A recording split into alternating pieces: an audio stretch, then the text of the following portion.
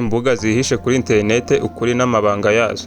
Tekereza ubyutse mu gitondo, ufunguye telefone yawe, winjira muri Google, ushaka amakuru. Mu masegonda makeya urayabonye. Ariko ese ibyo Google ikwereka nibyo bigize interinete yose?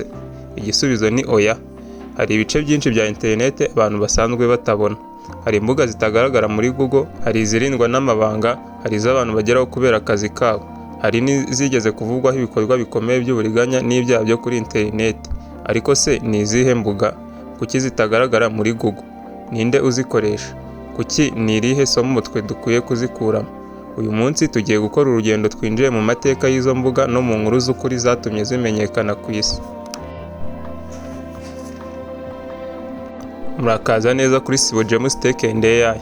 Murakurikiraho Akazi Fayiro, aho twiga amateka ya tekinoloji, AI na cyber security mu kinyarwanda cyoroshye. Uyu munsi ntitugiye kwigisha uko umuntu yakwinjira muri izo mbuga, ahubwo tugiye gusobanukirwa amateka yazo, impamvu zavuzwe cyane, ibyaha byigeze kuhavugwa, n'amasomo yadufasha kurushaho kurinda ubuzima bwacu bwa buri munsi. Reka dutangire. Imbuga zitagaragara muri Google.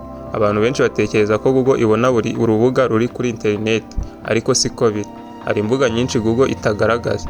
Hari izo zitagaragara kuko zifite amakuru yihariye nk'amakonti ya banki cyangwa se email. Hari n'izindi zashyizwe ku miyoboro yihariye kugira ngo zitarangira mu bisubizo bya search engines gusa. Ibi ntibihita bisobanura ko izo mbuga zose ari mbi, ni nk'uko hari inyubako ushobora kwinjiramo gusa ufite uburenganzira. Ni bande bakoresha izo mbuga? Abantu baratandukanye. Hari abanyamakuru bakora inkuru zicukumbuye, hari abashakashatsi ba cyber security, hari n'inzego z'umutekano zikora iperereza. Hari abantu baba mu bihugu bifite amategeko akomeye ku gutanga ibitekerezo. Ariko hari n'abantu bake bagerageza gukoresha zimwe muri izo mbuga mu buryo bunyuranyije n'amategeko. Niyo mpamvu ari ngombwa kutagwa mu mutego wo gutekereza ko umuntu wese uzi izo mbuga aba ari umugizi wa nabi. Imbuga zamenyekanye mu mateka. Mu mateka ya interinete hari imbuga zimwe zamenyekanye cyane kubera iperereza ryakozwe n'inzego z'umutekano. Hari izafunzwe nyuma yo kuvugwaho ibikorwa bitemewe, hari n'izindi zagiye zifungwa nyuma hakavuka izindi. Ibi bitwereka ko kurwanya ibyaha byo kuri interinete ari urugamba rukomeza. Niyo mpamvu ibihugu byinshi bishora amafaranga menshi mu mutekano wa cyber. Ni ibihe byaha byavuzwe kuri zimwe muri izo mbuga?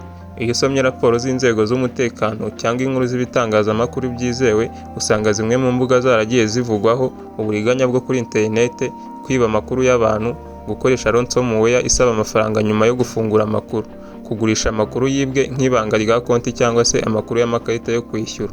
Ibyo byose ni ibikorwa bitemewe n'amategeko kandi byagiye bikurikiranwa n'inzego z'umutekano mu bihugu byinshi. Urugero, nk'iyo warebye filime mbarankuru yitwa Citizen4, ubona uburyo umutekano w'amakuru n'ibanga ry'itumanaho byabaye ingingo ikomeye ku isi, nubwo filime ubwayo itavuga dark web gusa. Kuki inzego z'umutekano zikomeza kuzikurikirana? Hari abantu bibaza bati niba izi mbuga zihari kuki zidafungwa zose? Igisubizo ni uko interinete ari umuyoboro munini cyane uhuza ibihugu byinshi. Igikorwa kimwe gishobora gutangira mu gihugu kimwe kigakoreshwa n'undi muntu uri mu kindi gihugu, kikagira ingaruka ku bantu bo mu kindi. Ni nayo mpamvu kurwanya ibyaha byo kuri interinete bisaba ubufatanye bw'ibihugu byinshi. Hari igihe polisi yo mu gihugu kimwe ikorana n'indi yo mu kindi, hari n'igihe hakifashishwa impuguke za cyber security, hari n'igihe iperereza rimara amezi cyangwa se imyaka mbere y'uko uwo muntu afatwa. Ibi bitwereka ko nubwo interinete ari nini cyane, ibyaha bikorerwa kuri yo bishobora gukorwaho iperereza. Inkuru y'ukuri yahinduye uko isi ireba dark web.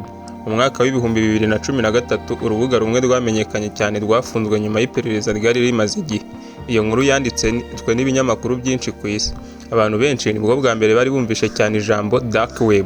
Nyuma y'icyo gikorwa, ibihugu byinshi byatangiye kongera imbaraga mu kurwanya ibyaha byo kuri interinete. Byabaye isomo rikomeye ryerekanye ko ikoranabuhanga rishobora gukoreshwa nabi, ariko ko n'amategeko nayo akomeza gukurikizwa.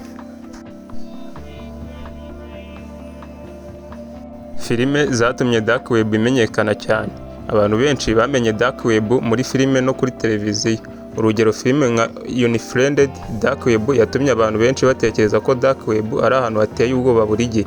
Ariko tugomba kwibuka ko filime zigamije gususurutsa no gukurura abantu. Ntizihora zigaragaza ibintu uko bimeze mu buzima busanzwe. Niyo mpamvu tugomba gutandukanya filime, inkuru z'ukuri n'ubushakashatsi. Iyo umuntu abivangavanze ashobora kwemera ibintu bidafite gihamya. Ni gute wakwirinda kugwa mu buryo bwa rwiyemezamirimo b'ubwambuzi?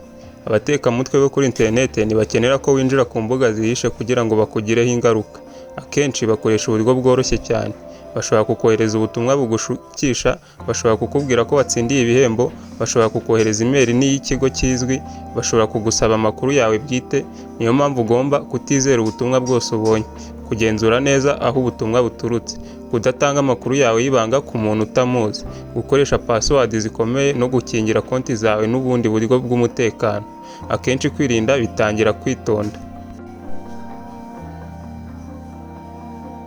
Ese kumenya ibi bitugirira akahe kamaro?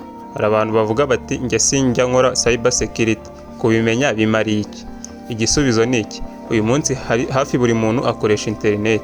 Ufite telefone, ufite email, ufite WhatsApp, ufite konti yo ku mbuga nkoranyambaga.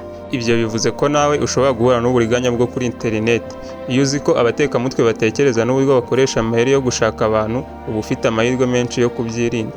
Niyo mpamvu ubumenyi ari intwari ikomeye kurusha ubwoba. Uyu munsi twize ko hari imbuga zigaragara muri Google, ariko ko atari zose zikoreshwa mu bikorwa bitemewe. Twabonye ko zimwe mu mbuga zigeze kuvugwa cyane mu mateka zafunzwe nyuma y'iperereza ry'inzego z'umutekano. Twize ko kandi filime n'imbuga nkoranyambaga bishobora gukabya inkuru, bityo bikaba ngombwa gushaka amakuru yizewe mbere yo kwemerera ibyo twumva.